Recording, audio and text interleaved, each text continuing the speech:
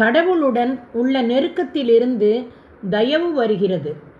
Esther உபவாசம் இருந்து ஜெபித்ததினால் கடவுளிடமிருந்தும் மனிதரிடமிருந்தும் அவருக்கு தயவு கிடைத்தது. மனிதர் வழியாக கடவுளிடம் இருந்து உங்களுக்கு தயவு கிடைக்கும்போது உங்கள் பிரச்சனைக்கு உரிய தீர்வை பெற்றுக்கொள்வீர்கள். அது பொருளாதார காரியமாகவோ, விடுதலையாகவோ, பாதுகாப்பாகவோ, ஞானமாகவோ இருக்கலாம்.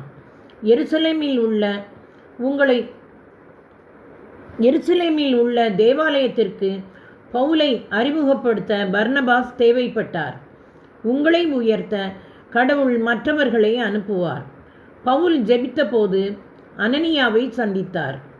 கொர்னேலியு ஜெபித்தபோது பேதுருவை சந்தித்தார். தானியேல் ஜெபித்தபோது அபக்குக்கை சந்தித்தார். மோசே ஜெபித்தபோது கடவுள் ஆரோனை அனுப்பினார். எனக்கு யாரும் இல்லையே என்று இங்கும் அங்கும் செல்ல வேண்டாம், புலம்ப வேண்டாம். உங்கள் கடவுள் அரியணையில் அமர்ந்திருக்கிறார். மேலும் அவர் உங்களுக்குள் இருக்கிறார், உங்களோடு இருக்கிறார். எலியாவை கடவுள் பொறுப்பெடுத்து கொண்டு அக்கறை காட்டியது போல உங்கள் மீதும் அக்கறை காட்டுவார். பஞ்சத்தின் காலத்தில் கடவுள் அவருக்கு உணவு வழங்க காகங்களுக்கு கட்டளையிட்டார். மேலும் கெரித்து ஓடையில் தண்ணீர் வற்றி போன போது அப்பொழுது ஆண்டவரது வாக்கு அவருக்கு வந்தது. நீ புறப்பட்டு சீதோன் பகுதியில் இருக்கும் சாரிபாத்துக்கு போய் அங்கே தங்கியிரு. அங்கு உனக்கு உணவு அளிக்குமாறு ஒரு கைம்பெண்ணுக்கு கட்டளையிட்டிருக்கிறேன். 1 அரசர் 17வது அதிகாரத்தில் வசனங்கள் 8-9.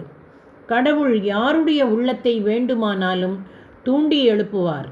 அவருக்கு கடினமானது என்று எதுவும் இல்லை. நெகேமியா ஜெபித்ததினால் அவருக்கு அரசரிடமிருந்து தயவு கிடைத்தது. அதற்கு மன்னர் என்னை நோக்கி, உனக்கு என்ன வேண்டும் என்றார். அப்பொழுது நான் விண்ணக கடவுளிடம் வேண்டினேன். நான் மன்னரை பார்த்து, நீர் மனது வைத்தால், உமது பார்வையில் தயவு கிடைத்தால், என் மூதாதையரின் கல்லறைகளை கொண்டுள்ள யூதாவின் நகரை கட்டி எழுப்ப என்னை அனுப்பும் என்று கூறினேன். நெகேமியா மன்னரிடமிருந்து தயவை பெற்றுக்கொண்டார். ஏனெனில் மன்னனின் இதயத்தை கடவுள் தூண்டி எழுப்பினார். நமக்கு தேவையானது எல்லாமே நாம் கடவுளோடு நடக்கும்போது நம்மிடம் வந்து சேரும். ஆகவே அனைத்திற்கும் மேலாக அவரது ஆட்சியையும் அவருக்கு ஏற்புடையவற்றையும் நாடுங்கள். அப்போது இவை அனைத்தும் உங்களுக்கு சேர்த்து கொடுக்கப்படும்.